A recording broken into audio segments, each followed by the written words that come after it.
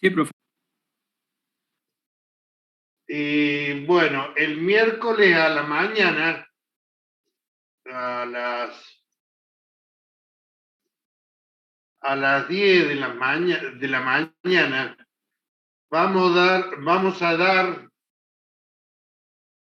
una clase, mejor dicho, de consulta sobre el parcial. Aquellos que quieren preguntar sobre qué se equivocaron, etcétera, etcétera, de tal manera que todo el mundo que quiera saberlo tome nota de aquellos errores para corregirlo y que el recuperatorio le vaya bien. ¿Se entendió? Sí, gracias, profe. Bien, siempre estén atentos a la información que se vierta en autogestión, sean estos informes o notas, etcétera, etcétera. A través de ese medio nos estamos comunicando. ¿Ok? Sí, profe. Bien. Lo que vamos a ver hoy día es movimiento giroscópico. Estuvimos viendo en la última clase de aquella fórmula muy importante que era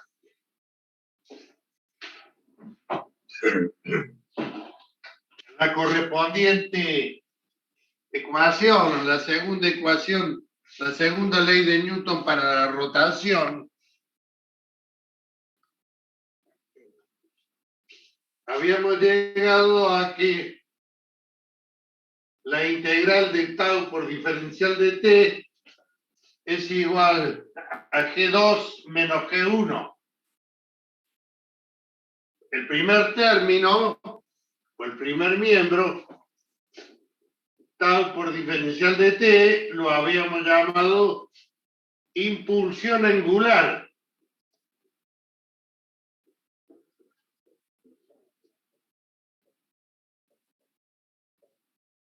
Impulsión angular entre T1 y T2. ¿Qué es lo que es impulsión angular?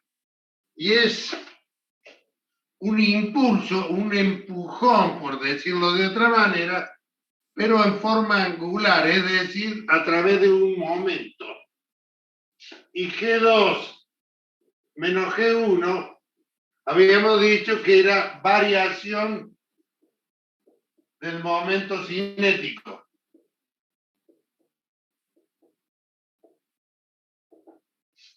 Bien, cuando tau es igual a 0, no existe impulsión angular. Este miembro, todo este término se hace 0.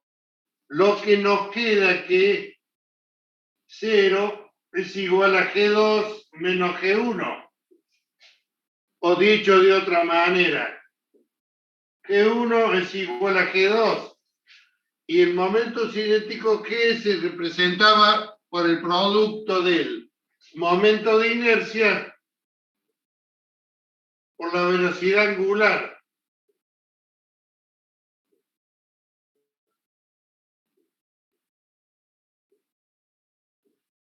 Y esta representación constituía el principio de conservación del momento cinético.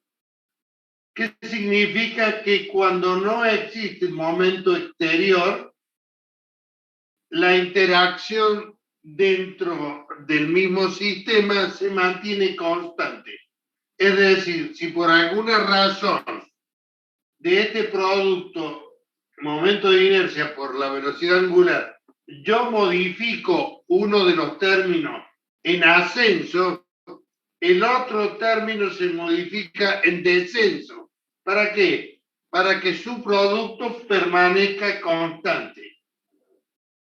Así se interpreta el principio de conservación del momento cinético.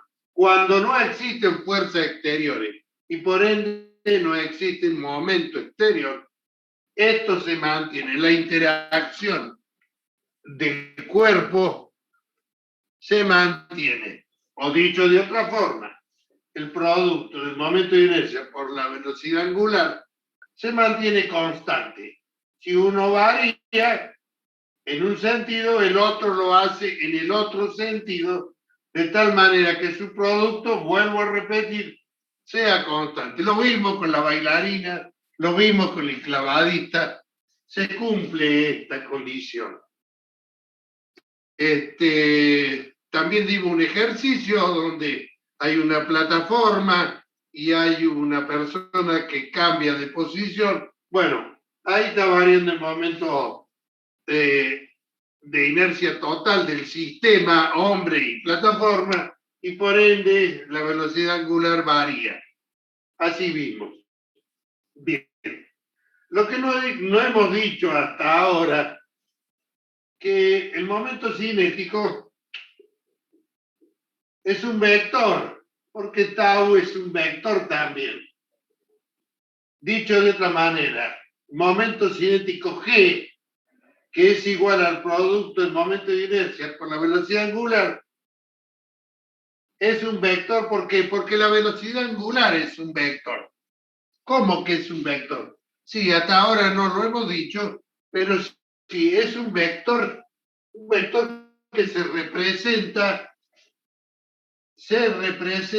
siguiendo el sentido de rotación, como si actuara un tornillo de rosca a derecha. ¿Qué significa? Si nosotros lo posicionamos sobre este eje y hacemos girar un tornillo de rosca de derecha, el tornillo va a avanzar en este sentido. Razón por la cual esta sería una representación de la velocidad angular. De esta velocidad que está girando en este plano, pero perpendicular a ese, en el eje, el vector W se va a representar de esta manera. ¿Se entendió?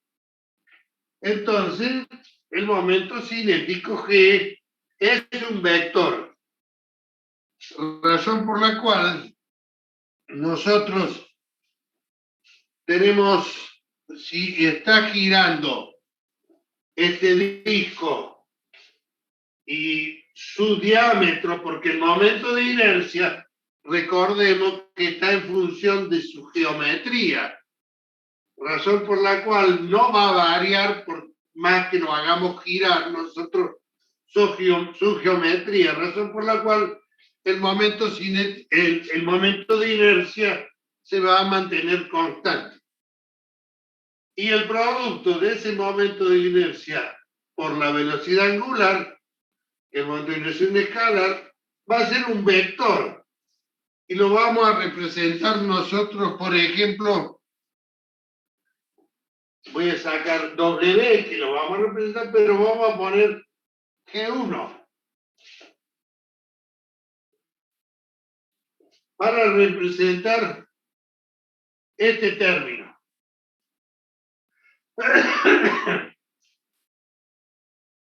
Acá podemos decir que esto es igual a delta G.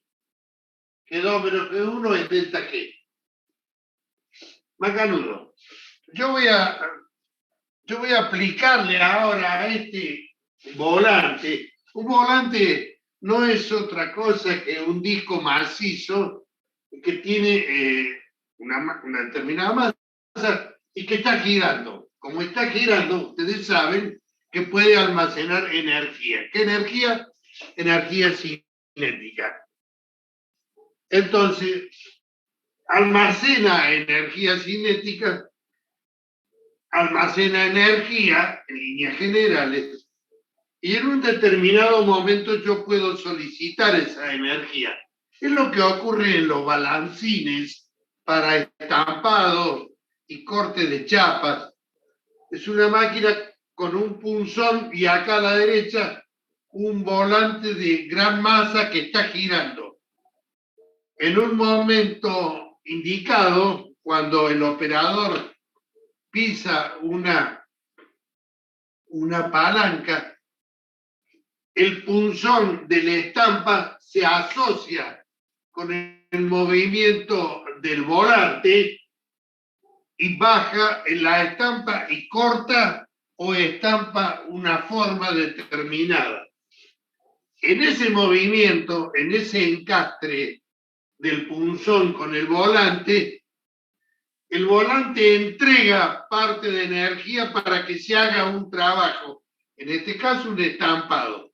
Como consecuencia de eso, este volante que está girando disminuye la velocidad, porque la energía cinética está en función, recordemos, de la velocidad angular.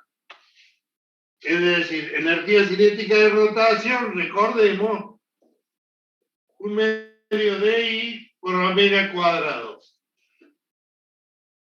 Si yo está girando, tiene una determinada energía.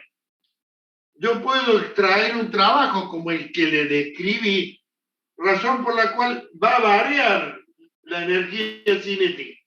Por ende, la velocidad angular va a disminuir, porque ha perdido energía. La ha entregado para hacer un trabajo. Como consecuencia, después hay que restituir esa velocidad angular entregándole potencia, bien digo. Pero de esa manera trabaja un volante, que lo que es un disco macizo que almacena energía. ¿De qué manera? Y yo lo pongo a girar y tiene consigo energía cinética. Muy bien. Ahora, yo tengo el disco que está girando, el volante que está girando, se utiliza para varias aplicaciones. El automóvil tiene un volante para regular la disposición del trabajo entre los diferentes pistones. Eso se logra con la energía que almacena el volante y en un momento determinado lo entrega. Es una aplicación. La que le expliqué primero es otra. Y hay otras también. Pero cuando hablamos de un volante, estamos hablando simplemente de un disco macizo que está sobre un eje y al cual empieza a girar para almacenar energía. Bien, en nuestro caso lo tenemos al volante girando como se representa y ese volante tiene un momento cinético G1 dado por el momento de inercia del volante y la velocidad angular que está allí incluida en G1 y tiene ese sentido. Es decir, el sentido de G1 se lo da la velocidad angular, se lo da el sentido de la velocidad angular. Cuando yo digo que a ese volante le voy a aplicar una impulsión angular, quiere decir que yo le voy a aplicar un momento en un intervalo de tiempo, porque esto está entre 1 y T2. Esto quiere decir que hay un intervalo de tiempo pequeño. A lo mismo que el impulso, que era igual a una fuerza por un determinado tiempo, muchas veces es difícil de medir el tiempo, porque es una fracción de segundos.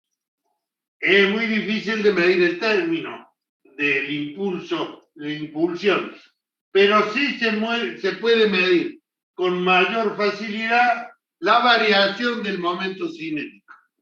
Esa variación es la impulsión que ha recibido el cuerpo. En nuestro caso, vamos a aplicarle una impulsión angular. ¿Cómo lo vamos a aplicar? Bueno, aplicándole una fuerza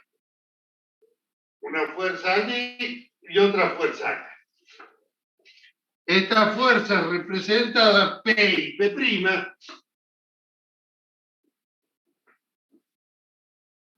es un par que, ¿cómo se representa el par? ¿O cómo se representa un momento? Un momento se representa, un momento, ahora es un momento de una fuerza. Se representa con un vector. Un vector que es perpendicular al plano de rotación, siguiendo el tornillo de rosca derecha. Entonces, en otras palabras, le voy a aplicar la impulsión angular, esta que está representada en la figura. Es decir, le voy a aplicar una impulsión como la representada, que gráficamente es representada por estas dos fuerzas. Eso va a ser, y lo que acabo de decir, que hay un momento acá, tau por diferencial de t, que va a ser colineal al momento que tenía antes. Este es delta t, en una palabra. Delta G, tau por diferencial de t. Tau por diferencial de t es delta G. Razón por la... Tengo G1 y acá tengo delta G. Entonces, yo puedo decir que G1 más delta G, si acá yo hago delta G igual a G2 menos G1, son vectores, yo puedo decir que G2 es igual a delta G más G1. Paso G1 al otro miembro, delta G, un vector, o G2, un vector, es igual a delta G más G1. Tengo G1 acá, esto es delta G, razón por la cual tengo acá G2. Lo he representado separado para que se visualice. Pero G2 es la suma de G1 y delta G. G2 es la suma de G1 y delta G. ¿Por qué? Porque yo le di una impulsión angular como está representado y esa impulsión angular gráficamente se representa con un vector como el de la figura que sumado a G1 me dice que ahora el volante tiene un momento cinético G2 dado por el momento de inercia 2 y la velocidad angular 2 que tiene, porque ahora a causa de la impulsión angular ha logrado otra velocidad angular. Allí se entendió la forma de actuar.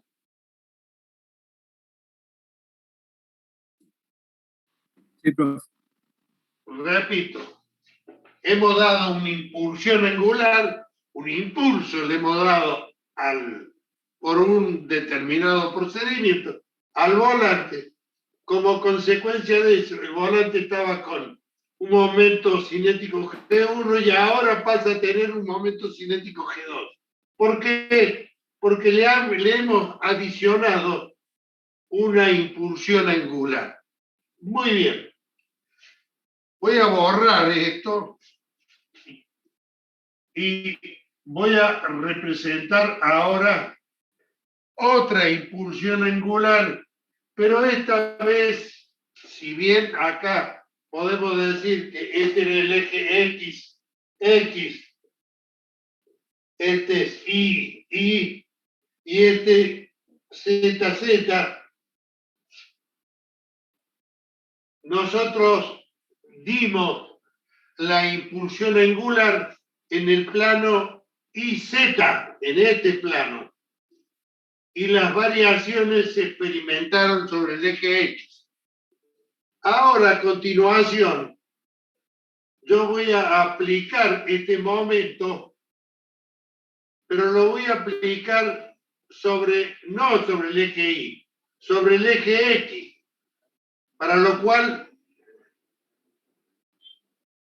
voy a representarlo así, espero que no se haga mucho lío. Entonces, este momento lo voy a aplicar ahora. P, y acá, sobre el eje X, P'. Es decir, lo voy a aplicar ahora al momento en el plano XZ. Anteriormente el plano era YZ. Ahora el plano es XZ.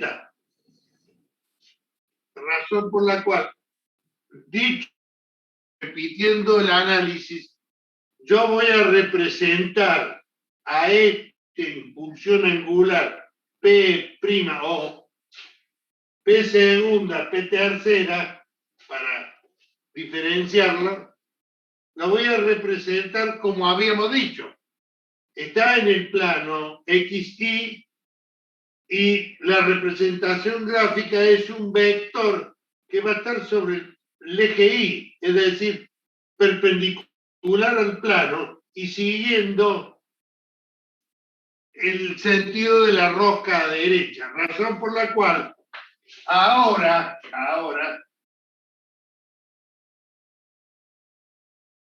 yo voy a tener G, delta G acá.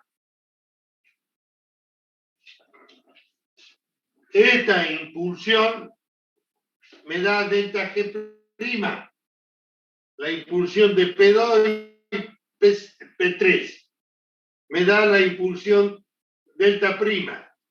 Pero yo tenía G1 anteriormente, razón por la cual, fíjense lo que va a ocurrir.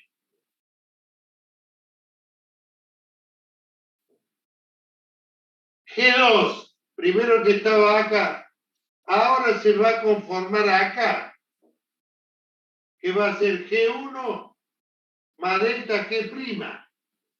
¿Y qué me decía el vector? El vector decía que en un plano perpendicular a él se está moviendo el disco, pero ahora el vector está acá. Eso quiere decir que el disco ha girado alrededor del eje Z, presentando un plano diferente. Esta configuración la voy a hacer vista desde arriba.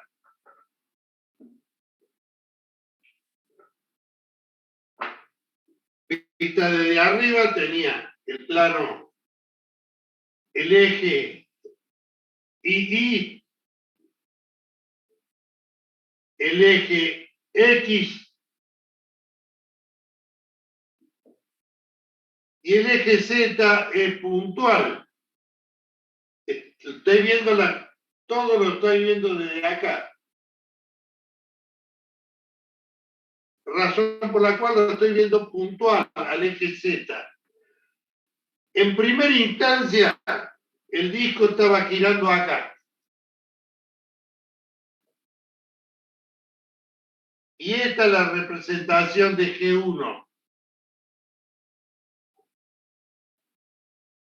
Le dimos una impulsión y vino delta G acá.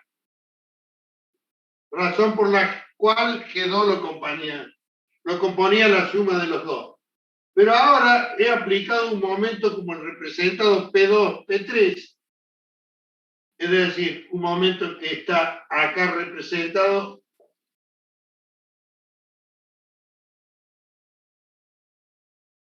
así. Este vector se ve como una punta y el otro vector se ve la cola de la flecha. Razón por la cual este momento me ha generado un delta G en este sentido, dándome como resultado este vector G2, este vector de acá. Pero eso quiere decir que perpendicular a él se está girando el volante. Quiere decir que el volante ha cambiado de posición. De esta posición se ha ido a esta otra. Es decir, se ha movido un ángulo alfa. Porque existe este momento, el disco, yo lo he solicitado en ese sentido, y en vez de moverse en ese sentido, es subiendo la parte posterior y cayendo la parte anterior, no me respondió como yo se lo pedí.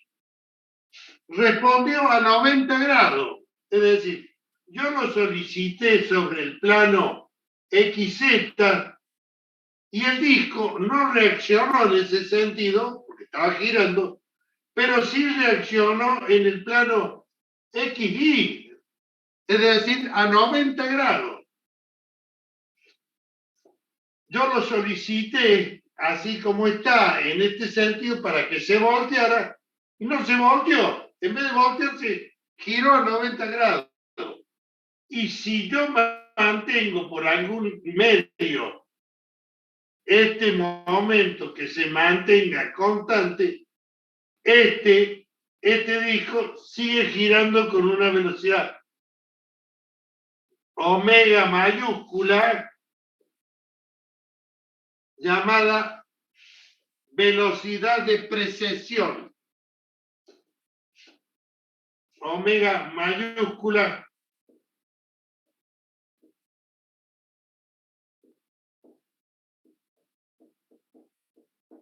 velocidad de precesión. Quiere decir que el disco va a seguir girando alrededor del eje Z, el eje central. ¿Se entendió cómo es el movimiento giroscópico? Este movimiento que desconcierta, enigmático, dicho por algunos autores, porque en vez de responder a mi solicitud, responde a 90 grados y me ocasiona un giro del disco en el eje de la Z, así como está representado.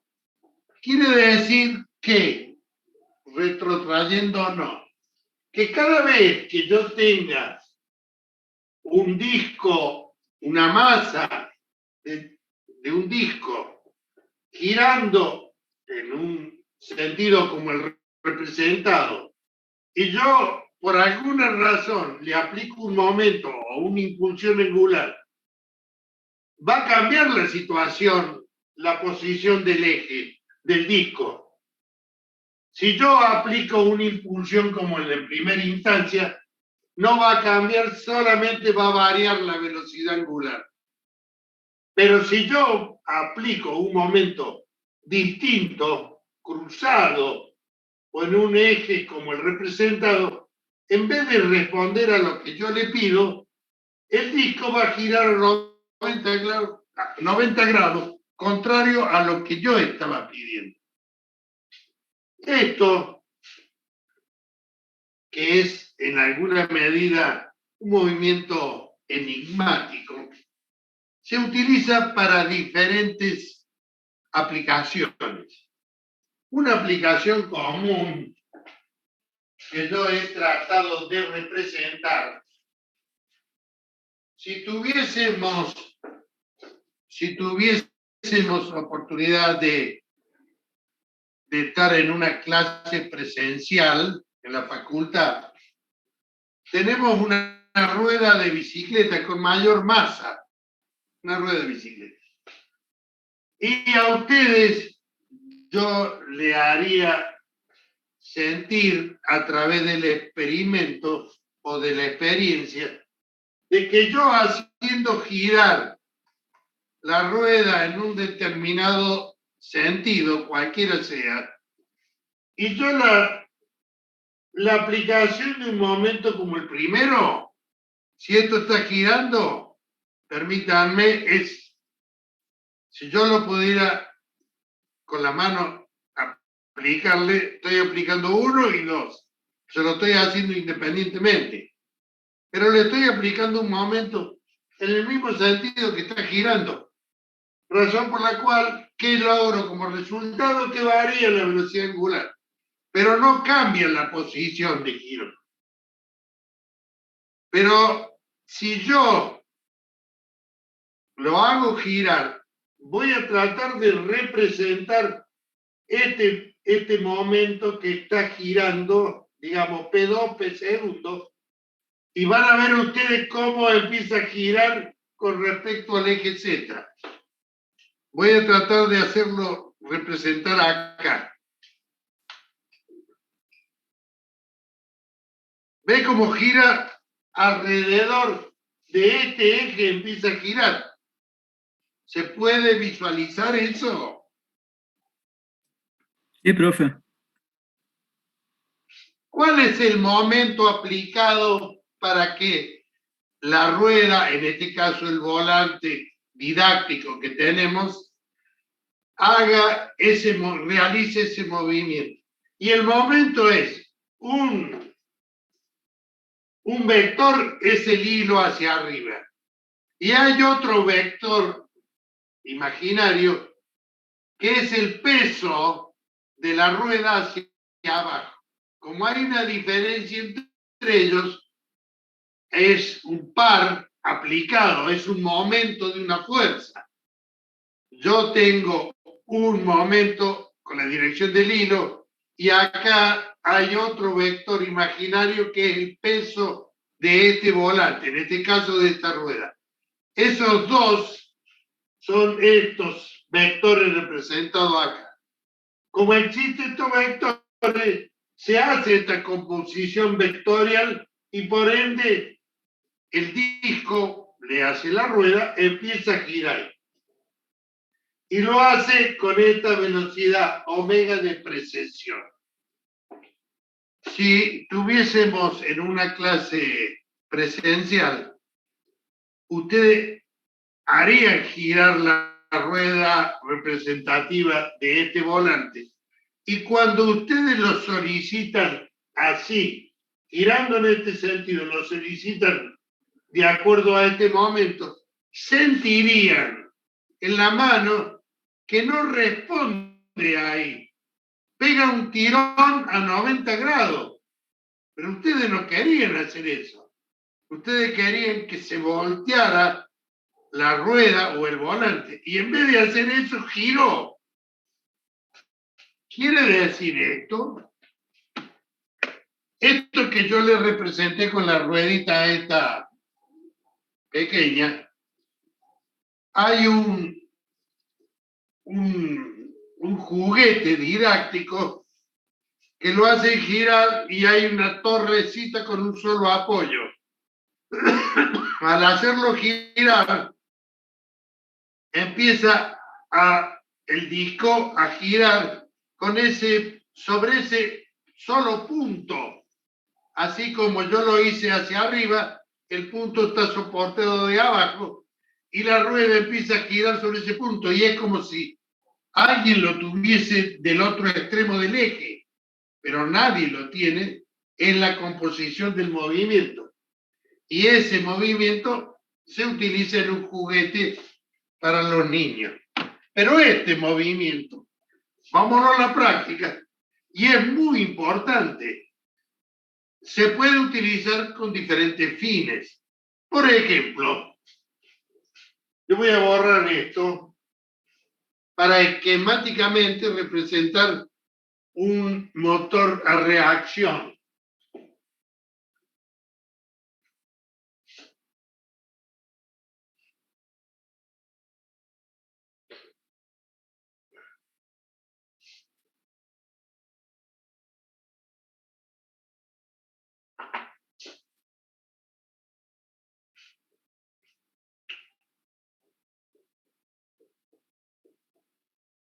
Un motor a reacción tiene una primera etapa que es el compresor.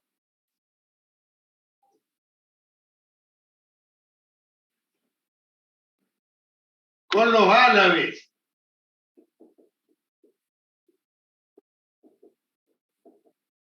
Sí. Estos son un compresor. En este caso hemos dibujado un compresor axial de 4 etapas. Posteriormente está canalizado, es decir, todo esto está canalizado y va al área de combustión, que son las cámaras de combustión. Esta etapa es cámara de combustión. Y posteriormente viene 3 o 4 discos, que esta es la etapa de turbina.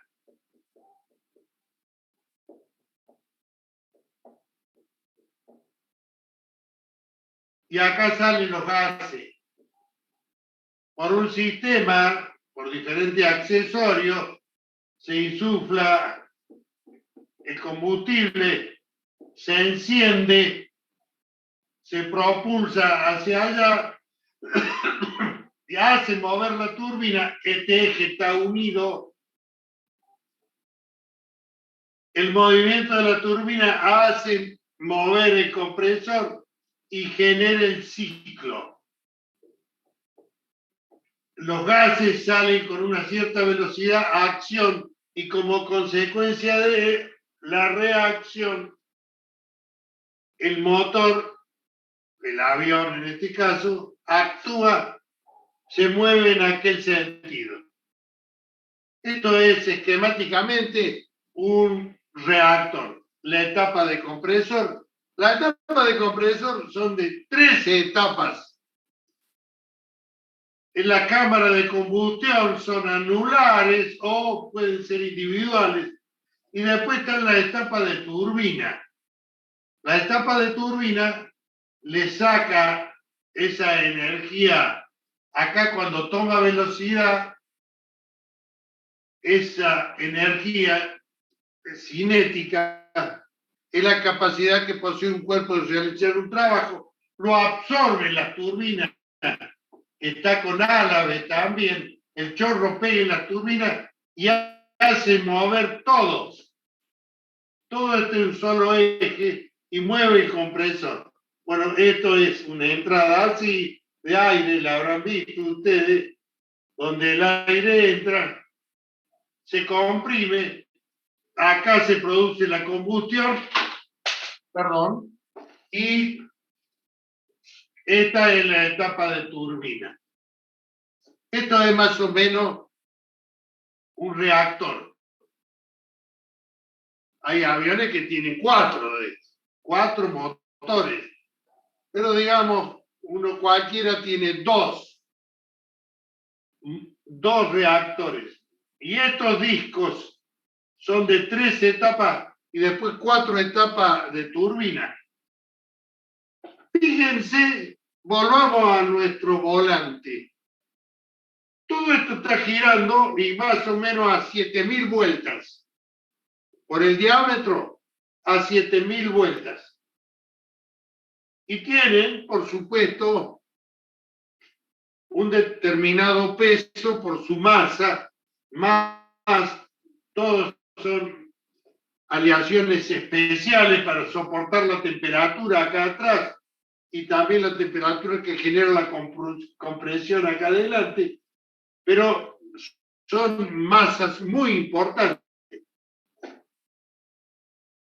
Cada uno de estos discos es algo similar al que hemos representado. Quiere decir que si el avión viene volando y quiere girar en un sentido, es como si le aplicáramos en un determinado momento al avión. Cuando queremos cambiar la dirección y el sentido, estas masas girando van a magnificar este efecto y van a hacer que el avión realice un movimiento o hacia arriba o de picada. ¿Por qué? Porque a todas estas masas le estamos cambiando la dirección. Es como si le hubiésemos aplicado un momento. Y si le aplicamos un momento, nos aparece un vector como el representado. ¿Y qué hace? Va a querer hacer girar a todos estos discos en otro sentido. El avión que viene en vuelo regular, tiene que contrarrestar estos movimientos. Estos movimientos los contrarresta con los alerones de forma automática, porque va a aparecer el movimiento giroscópico y hay que contrarrestarlo con los alerones de tal manera que se aplique un momento contrario y realizar el giro que el avión quiere hacer. ¿Me entienden? Fíjense este pequeño problema que nosotros lo hemos tratado de esquematizar de esta manera y graficar por medio de esta experiencia lo que produce en un motor que tiene de longitud más o menos unos 4 metros y cada uno de estos diámetros son de 80 centímetros y una masa. Cada vez que esto quiere cambiar de posición, porque tiene que hacer un giro el avión, va a reaccionar con un movimiento giroscópico que hay que contrarrestar para que finalmente el avión realice los giros. Y lo mismo ocurre cuando desciende, le está aplicando un momento hacia abajo y va a actuar con un momento a 90 grados, va a actuar con un movimiento a 90 grados y hay que contrarrestar todo eso. Cada vez que el eje central quiera cambiar de posición, va a haber una reacción por parte de las masas girando que hay que contrarrestar para poder realizar lo que el piloto tiene programado o el avión tiene para realizar, es decir, o un giro o un descenso o aumentar de nivel. Todos esos movimientos del cambio del eje de rotación, cambio del sentido del eje de rotación, trae aparejado un movimiento giroscópico que hay que contrarrestarlo. Hay otras veces que el movimiento giroscópico se utiliza con un fin determinado. En los barcos hay dos movimientos. Uno, el movimiento de cabeceo, que está todo a lo largo el barco y cabecea como todos lo hemos visto. Ese es un movimiento. Y está el otro movimiento que lo hace de rolido, se llama.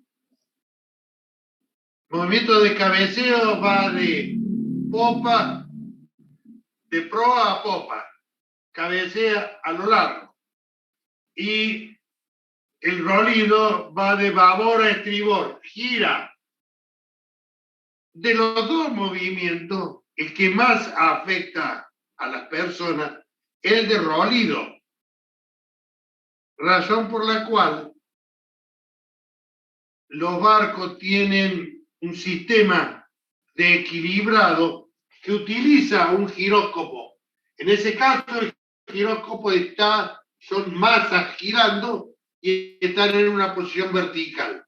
Cuando va a realizar un rolido en un sentido o en otro, ese movimiento por una cremallera se cambia la posición de giróscopo y como consecuencia el movimiento de rolido se transforma en un movimiento de cabeceo. Como el barco es más largo que ancho, ese cabeceo se amortigua y no afecta mucho a los pasajeros. Ese es, digamos, una utilización del giróscopo como equilibrante, en este caso, de los barcos. Hay muchas otras explicaciones. Pero fundamentalmente, el giróscopo, ¿qué es lo que es? Si nosotros queremos hacer, en esencia, un giróscopo, simplemente lo compone una masa que está girando en un determinado sentido. Nosotros si al eje lo ponemos vertical y lo hacemos girar, se mantiene en esa posición. Si ese sistema que nosotros estamos representando verticalmente, le hacemos una toma cardánica, es decir, toma a 90 grados, de tal manera que no interferir con el movimiento, ya lo vamos a ver, y lo cambio de posición, porque existe la toma cardánica, el giróscopo se mantiene en su posición. Es decir, yo puedo cambiar los ejes, pero la particularidad del giróscopo que se mantiene espacialmente sin modificarse. ¿Por qué? Porque las tomas son cardánicas y le permiten libre movimiento. Es decir, la estructura que lo toma, si está girando en un eje vertical y lo muevo, sigue en esa posición. Esa particularidad es la que utilizan los aviones para comandar el horizonte artificial, el indicador de altura, perdón, de inclinación. Hay varios instrumentos que se rigen, reciben información del giróscopo. ¿Y qué es lo que es el giróscopo? Es una unidad que está dentro del avión y que está girando tiene una determinada masa y gira a una determinada velocidad. Cuando el avión cambie de posición, el giróscopo sigue en su posición original y esa diferencia angular es la que le indica a los instrumentos la posición que va adquiriendo el avión. El avión tiene varios indicadores. Los instrumentos de vuelo del avión, uno está basado en las propiedades del aire. El anemómetro, que mide la velocidad del avión, con el tubo de Pitot que vimos anteriormente. Un altímetro que de acuerdo a la presión ambiente, usted sabe que de acuerdo a la presión ambiente, la altura a nivel del mar hay una determinada presión y cuando vamos ascendiendo hay otra. En función de esa variación es que trabajan los altímetros. Y el bariómetro, indicación de velocidad vertical, también lo hace a través de tubo de Pitot y la toma de presión estática. Pero hay otro grupo de instrumentos que utiliza el avión. Cuando digo avión, también digo la navegación aérea y marítima, ambos dos. Pero en este caso estamos hablando del avión. Hay instrumentos basados en las propiedades giroscópicas, como por ejemplo el indicador de actitud, que es el horizonte artificial.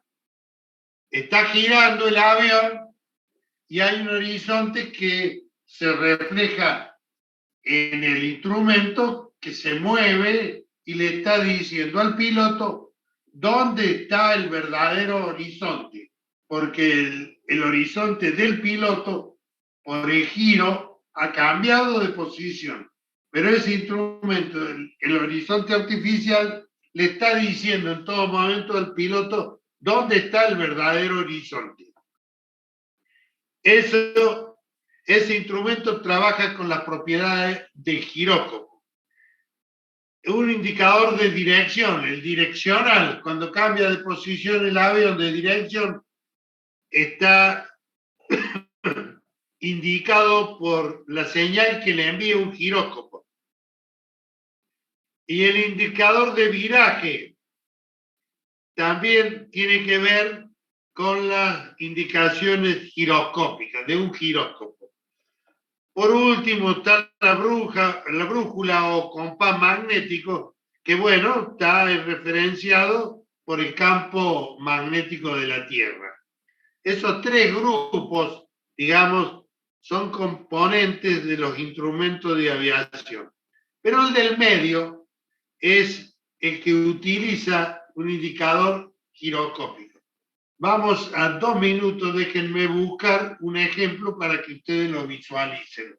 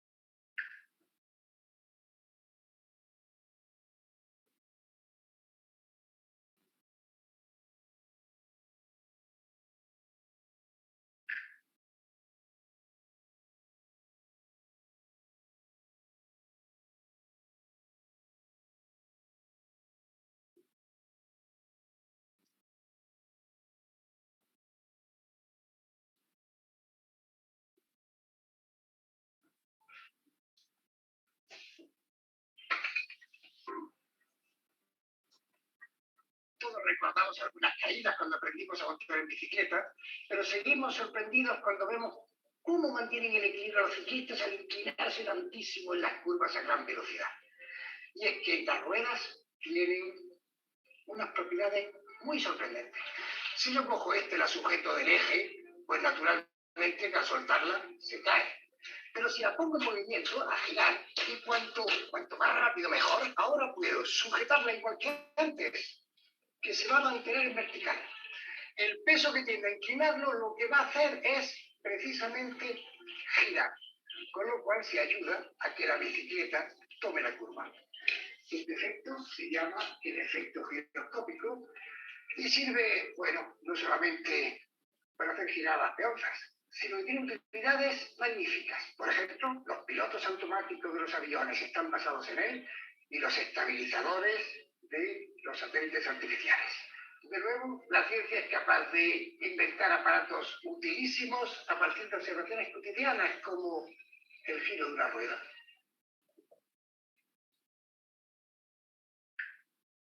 Sí, ¿se entendió? Sí, sí. Ahora les voy a mostrar un giróscopo típico de un avión.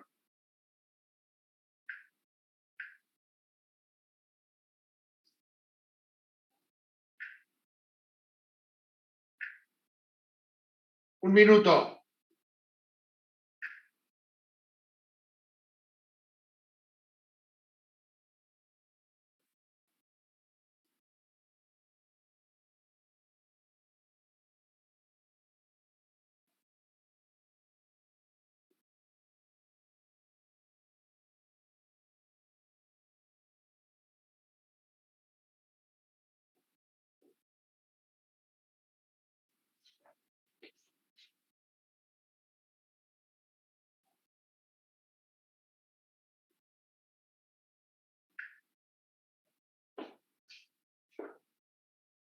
Vamos a explicar el funcionamiento y visualizar cómo funciona un giróscopo de 3 grados de libertad, en el cual el eje de giro de la masa inercial es vertical y se mueve sobre la cuna interior que estoy moviendo ahora. Está montado sobre la cuna interior. Esta sería la cuna exterior y estos son los niveles de mercurio que se utilizan para estabilizar el giróscopo cuando se alimenta con potencia eléctrica de 115 voltios, 400 hercios. Este giróscopo es un giróscopo que montaban aviones analógicos tales como 727, DC-9, DC-10, etc. Cuando alimentemos el giróscopo, lo voy a inclinar todas las cunas, veremos cómo empieza a estabilizarse y nivelarse. De momento va a tener un movimiento errático y luego quedará estabilizado.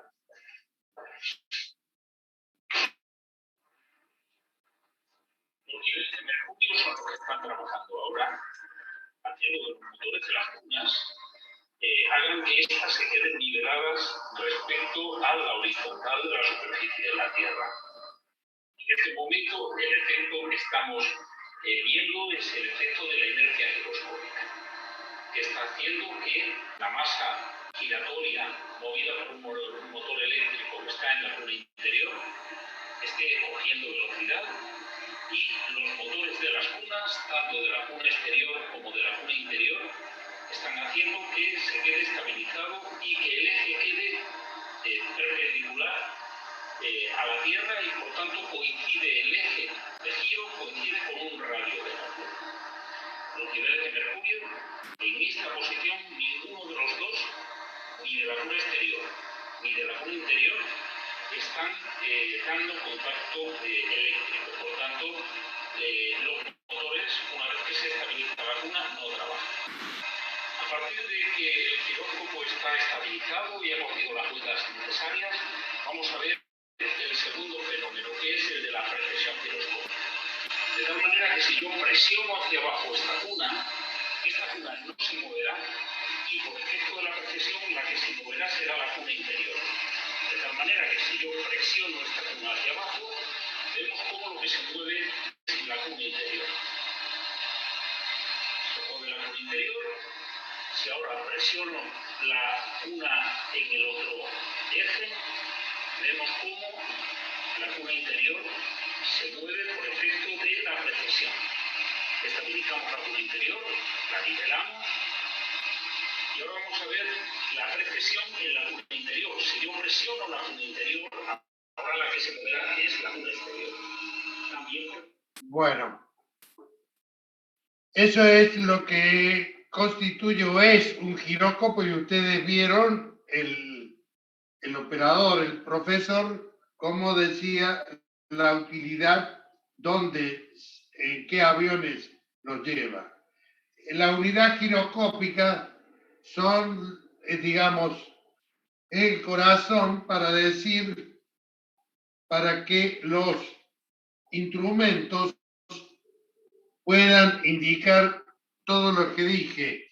El indicador de actitud, el horizonte artificial, indicador de dirección y el indicador de viraje. Todo esto lo logramos a través de los giróscopos. Quiero encontrar, ténganme un poquito de paciencia.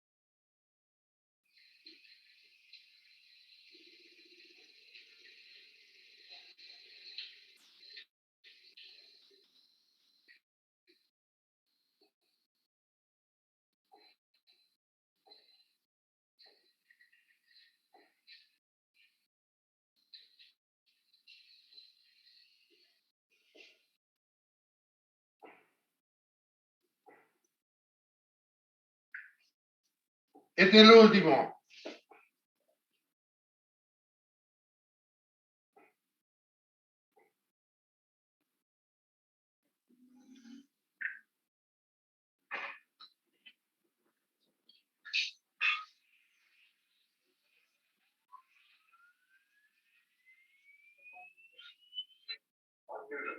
Just like a talking, all right? Just like a talking to you outside when you were a kid. That's all it is.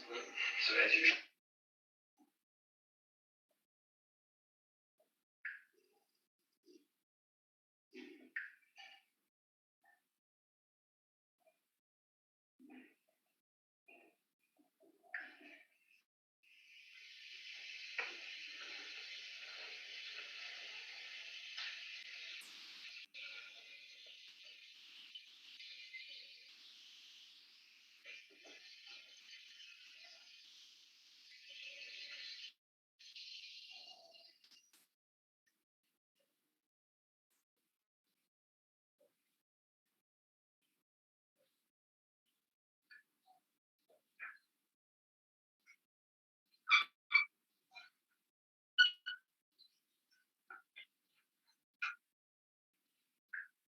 wheel of a gyroscope. This dependency exists for basic parts of the miniature mercury compass and its exact counterpart on an actual compass, the Sperry Mark 14. The rotor is 10 inches in diameter, with nearly all of its 55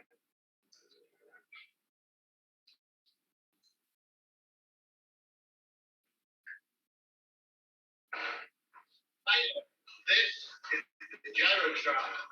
It's a great device. It's exciting, exhilarating, and a great workout. And another thing about the gyrotron is anything you want it to be. If you want a slow, easy ride, you control it. If you want a fast ride, you control it. And it's all done by changing the center of gravity. Slow, fast. Philip, if you'll unlock it, I'll show you how this works.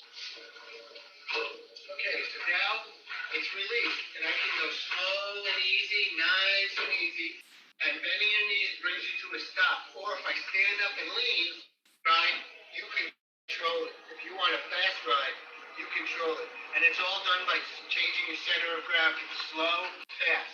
Philip, if you'll unlock it, I'll show you how this works.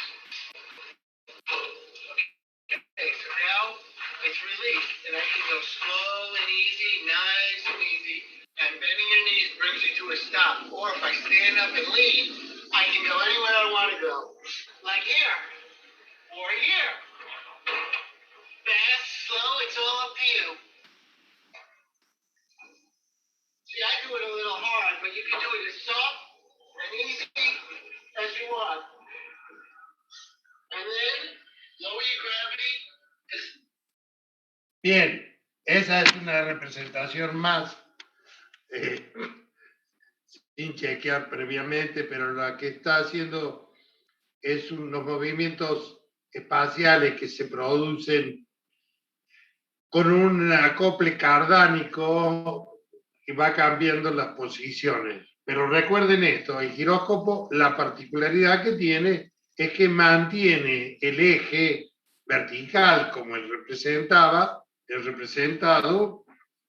y si nosotros la estructura está con una vinculación cardánica, el movimiento, el cambio de posición entre la estructura cardánica y el eje del giróscopo, ese ángulo es el que se informa, por así decirlo, eléctricamente, electrónicamente, para que los instrumentos que yo les indiqué y también el piloto automático tome esos datos y en función del curso que se le ha dado al avión corrija con los alerones la dirección o la altura. Es decir, este instrumento que ahora conocemos que es el giróscopo es el que nutre al piloto de la información necesaria para el vuelo. Y sale de este ejemplo simple que dimos nosotros de una masa girando y el movimiento que se produce cuando se cambia la posición del eje. Bueno, espero que se haya entendido y la importancia que tiene el movimiento giroscópico y la utilidad que se da en muchas aplicaciones. No es muy conocido, pero sí es muy importante, como ustedes han visto. Bueno, chicos, voy a hacer hasta acá llegamos. El miércoles, a eso de las 10, voy a hacer un horario de consulta para los que quieran saber en qué se confundieron o qué se equivocaron en el parcial, yo le diga cuál es la respuesta correcta. ¿Se entendió? Sí, gracias, profe. Bueno, Sí, profe. le vuelvo a decir, todo a través de autogestión nos estamos comunicando. En principio, el miércoles a las 10 de la mañana. Recuerden que el lunes que viene está el recuperatorio del primero y el segundo. Y lo que vayamos haciendo en cada uno de los días lo vamos a informar por autogestión.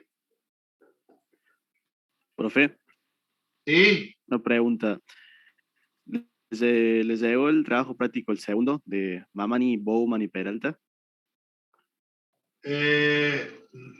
Mire, me quedaron 7. Puede que allí esté. ¿Cómo es su nombre? Peralta Javier. Sí, Peralta, Javier. Bueno, déjenme ver, Peralta. Si yo no le respondo hasta el miércoles de la mañana, reenvíemelo de nuevo, por favor. Bueno, cómo no. Gracias, profe. Le vuelvo a repetir, tengo 7 todavía en espera. Y puede que allí esté el de ustedes, Peralta. Bueno. Gracias, Ok. profe. Entonces, el miércoles a las 10 nos estamos juntando media hora para evacuar todas las dudas. Profe, ¿Sí? más o menos en qué fecha después suele cargar las notas en autogestión, porque me salen una o dos nada más. Y ya mañana voy a ver el resultado de los parciales de ustedes y calculo que mañana lo estaré subiendo, si no, el miércoles, pero no más del miércoles. Ah, listo, gracias. Ok. ¿Alguna otra pregunta? No, profe. Gracias por todo. No. Gracias Se le va a extrañar. ¿Perdón? Se le va a extrañar, profe, se le va a extrañar. Muy buenas las clases. Bueno, espero que se haya entendido cada uno de los temas que hemos dado. Siempre tratamos de que ustedes puedan didácticamente comprenderlos y después ustedes mismos, si saben el ABC, desarrollar otros temas más.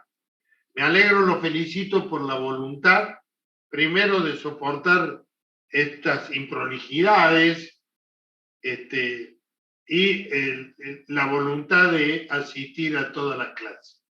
Ya los felicito, no es fácil tener 20 años y con una pandemia y soportar todo lo que hay que soportar. Pero bueno, ustedes se han fijado un objetivo, recibirse de ingenieros, y saben que lo primero que hay que hacer